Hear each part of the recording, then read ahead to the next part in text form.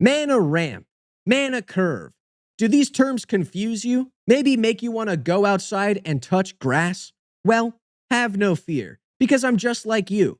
You know, they say that patience is a virtue, which does, of course, beg the question, can you build a commander deck where everything is at least 10 mana?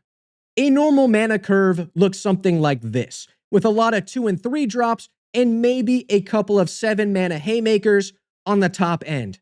Not this deck. This is not even a curve at all, but a monolith, a pillar, with one quick caveat.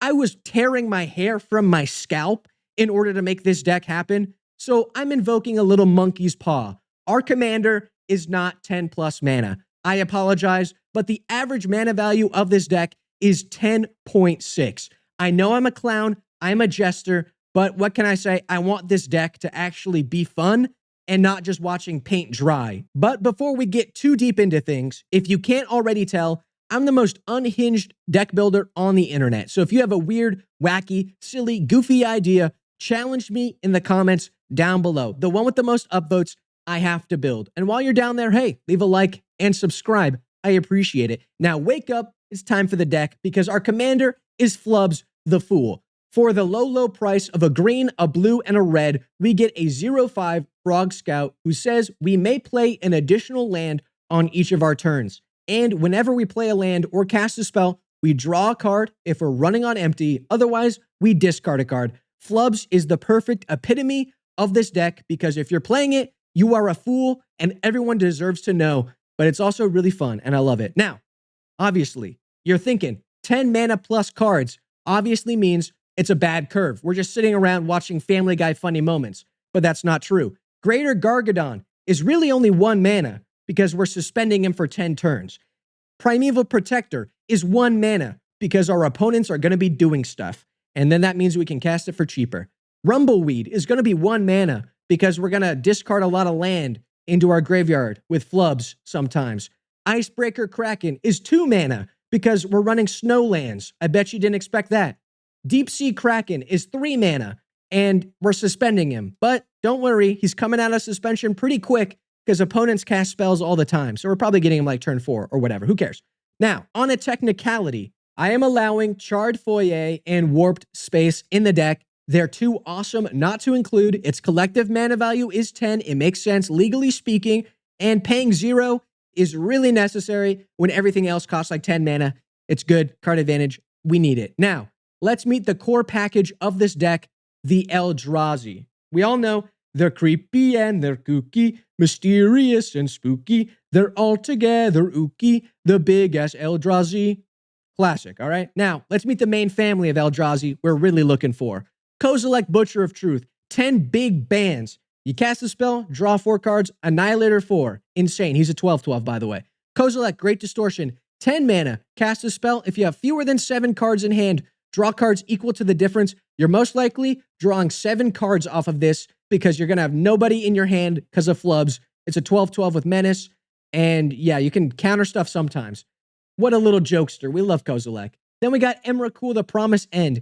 13 mana, sometimes reduced down to maybe 10 or so. When you cast it, gain control of target opponent during that player's next turn.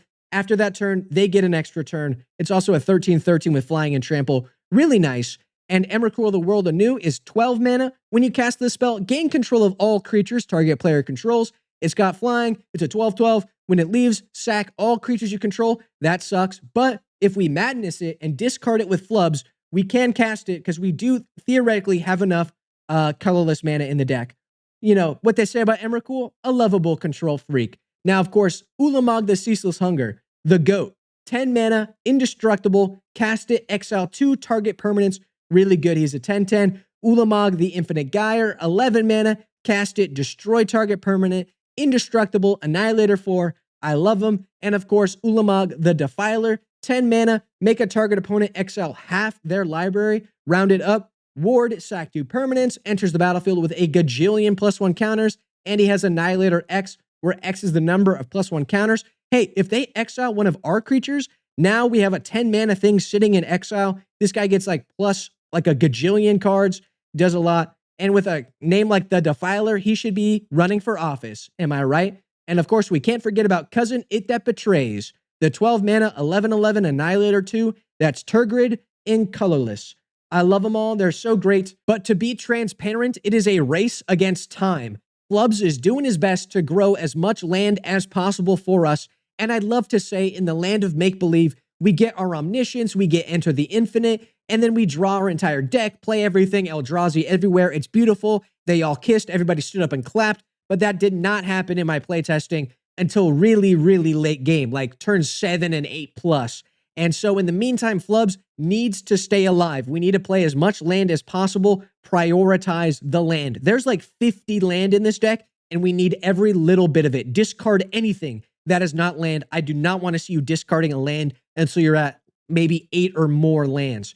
We are a wolf if we have a ton of mana. We are a beast, a hunter, a mastermind. We are a paralyzed dog if we have no land in play. We will survive off of pity and looking cute and playing Flubs and being the fool, but it is not a fun experience. So in summary, Flubs, get him as soon as possible. He needs to be out turn 3, mandatory, every single turn, and drop that extra land. Pride of the Whole Clade, gold goddamn medal. This card is the best. It's usually only 6 mana because we'll have Flubs in play, ideally reducing it down.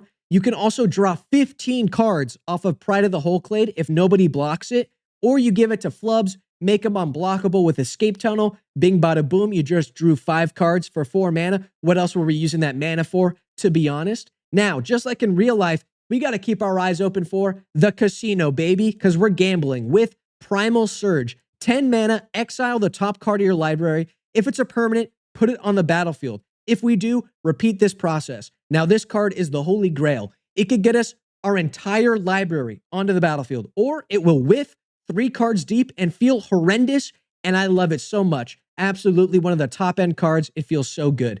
There's also Omniscience for obvious reasons. It's good.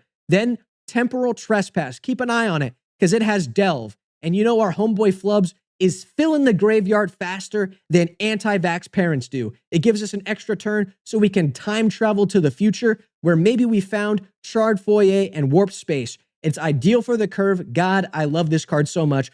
Exile the top card of your library and pay 0 for it.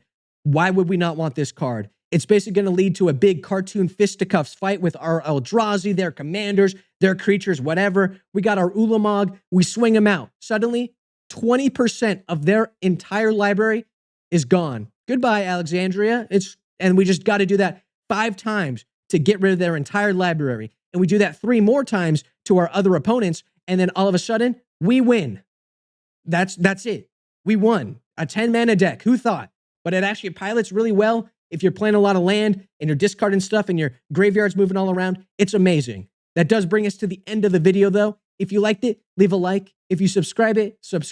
If you want to support me, check out my Patreon, linked in the description down below. I would really appreciate it. It's awesome, and you guys get special roles on my Discord. That's right, baby. I got a fun Discord linked in the description down below. If you want to join it, it's free, and it's fun and cool. And of course, if you have something you want me to build, challenge me in the comments down below, and I'd have to do it. I hope to see you in the next one. Peace out.